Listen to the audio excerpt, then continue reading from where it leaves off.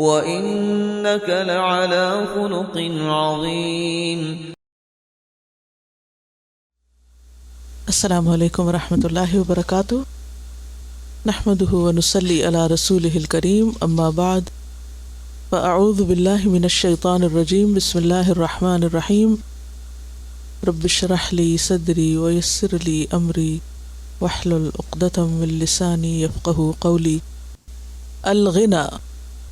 عن ابی سعید الخدری ان ناسا من الانصار سألوا رسول اللہ صلی اللہ علیہ وسلم فأعطاهم ثم سألوه فأعطاهم حتى إذا نفد ما عنده قال ما يكن عندي من خير فلن أدخره عنكم ومن يستعفف يعفه الله ومن يستغني يغنه الله ومن يصبر يصبره الله وما أعطي أحد من عطاء خير وأوسع من الصبر۔ رواہ مسلم کتاب الزکوٰۃ۔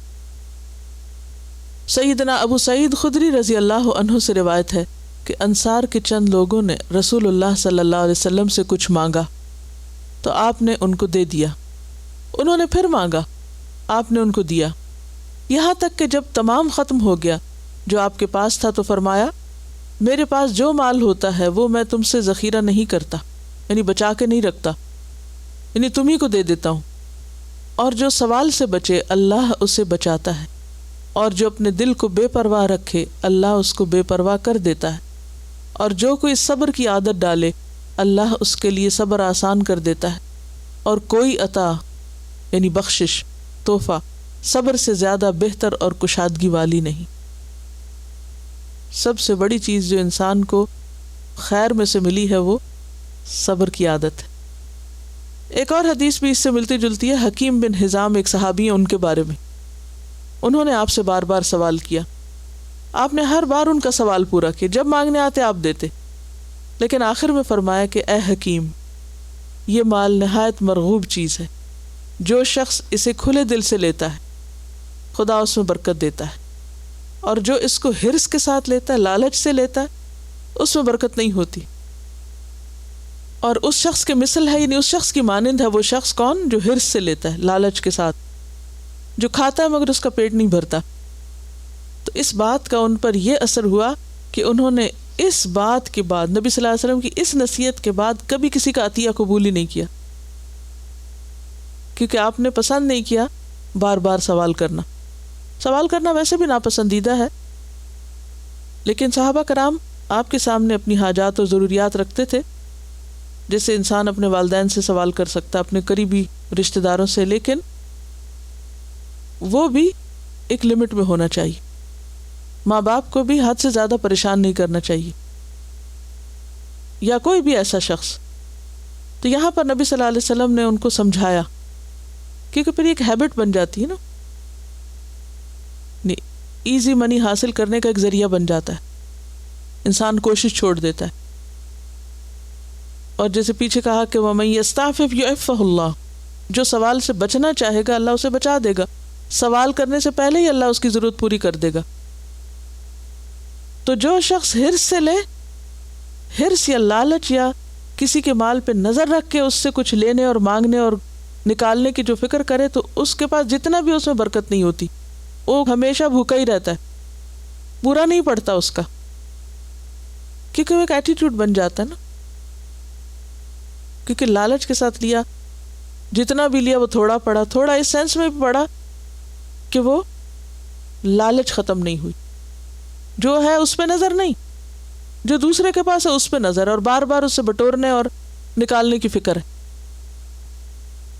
تو ایسا شخص پھر کبھی بھی مطمئن نہیں ہو سکتا۔ اس کا پیٹ نہیں بھرتا سے مراد کیا ہے؟ یہ نہیں کہ وہ کھانا کھائے اور اس کو بھوک ختم نہ ہو، بلکہ اس کو اطمینان قلب نصیب نہیں ہوتا، اس کو سیٹسفیکشن کبھی بھی نہیں ہوتی۔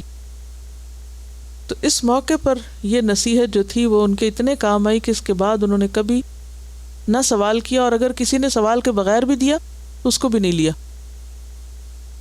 تو بنیادی طور پر اس حدیث میں جس چیز کی تلقین کی گئی ہے وہ کیا ہے کہ انسان بے نیازی سے کام لے، مشکلات میں صبر کرے، کیونکہ بے نیازی اس وقت تک ہو نہیں سکتی جب تک انسان صبر نہ کرے. ہرس وغیرہ کا بھی کنیکشن صبر کے ساتھ ہے. جب انسان مشکل میں بھی تھوڑی سا اپنے آپ کو کنٹرول کر لیتا ہے تو اس سے ہرس کا علاج ہوتا ہے, اور اگر نہیں کرتا تو وہ ہرس کبھی ختم ہی نہیں ہوتی, وہ بڑھتی چلی جاتی.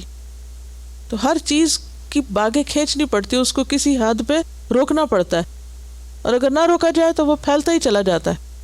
اصل میں یہ ہے کہ بعض اوقات ہم یہ سمجھتے ہیں کہ جو چیز لوگوں کو زیادہ پسند آئے گی شاید اس میں ہماری زیادہ عزت ہوگی یا زیادہ چاہت ہوگی. حالانکہ ایک حدیث میں آتا ہے, سہل بن سعد سے روایت ہے کہ جبریل امین نے رسول اللہ صلی اللہ علیہ وسلم کو بتایا کہ مومن کا شرف بلندی رات کی نماز میں ہے. اچھے لباس میں نہیں بلکہ کس میں ہے؟ رات کی نماز میں ہے.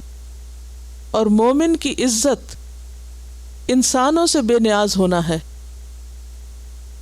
ہم عزت کہاں ڈھونڈتے ہیں؟ انسانوں کے پاس, حالانکہ اصل عزت کہاں ہے؟ اللہ کے پاس. من کان یرید العزت فللہ العزت جمیعا. ساری عزت اللہ کے پاس, بندوں کے ہاتھ میں کچھ بھی نہیں ہے. تو بندوں سے جو بے نیازی ہے وہ راز ہے معزز ہونے کا.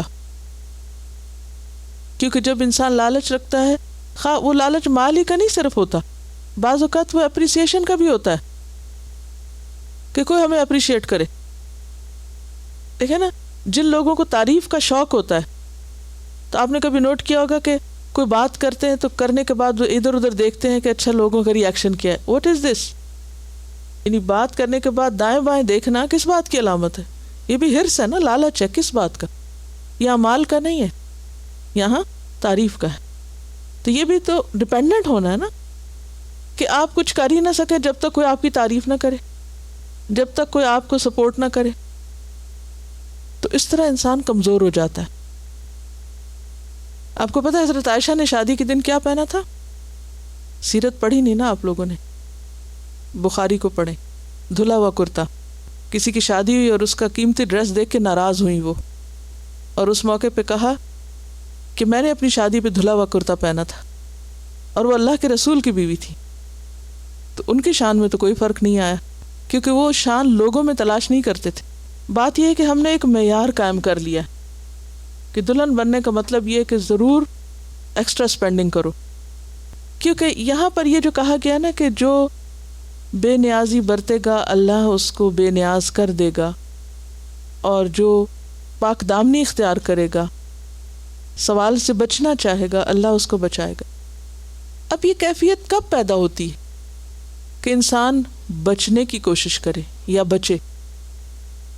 یہ اس وقت ہوتی جب انسان کے اندر زہد آتا ہے. ایک حدیث میں آتا ہے, ازہد فی الدنیا یحبک اللہ. جو دنیا میں ہے اس سے زہد برتو تو اللہ تم سے محبت کرے گا. یعنی دنیا کے مال اور دنیا کی چیزوں کی محبت چھوڑ دو تو کیا ہوگا؟ تمہیں اللہ کی محبت نصیب ہوگی.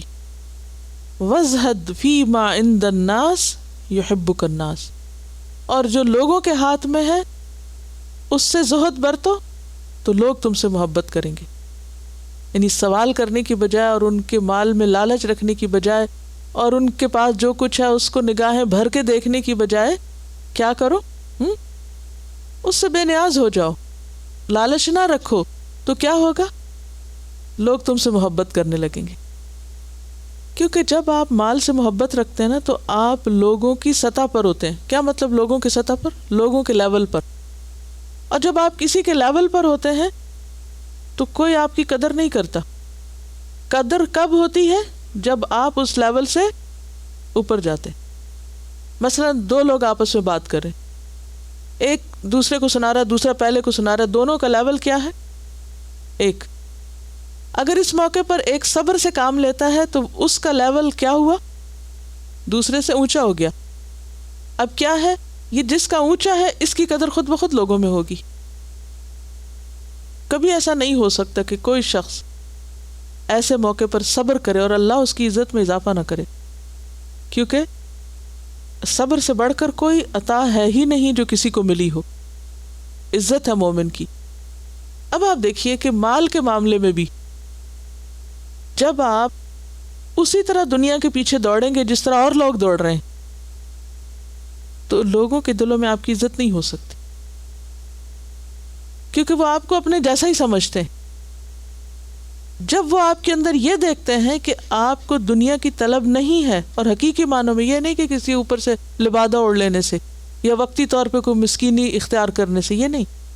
جب حقیقی معنوں میں آپ کے اندر کا لالچ کسی کو نظر نہیں آتا، آپ ایک سیلف لیس انسان ہوتے ہیں، تو نتیجہ کیا ہوتا ہے؟ وہ آپ کو اندر سے اپنے سے اونچا سمجھتے ہیں، وہ بڑا سمجھتے ہیں آپ کو، کہ اس کے اندر ہرس نہیں ہے، اس کے اندر لالچ نہیں ہے. اس لالچ کا نہ ہونا دوسروں کو خاموش طریقے سے مروب کرتا ہے.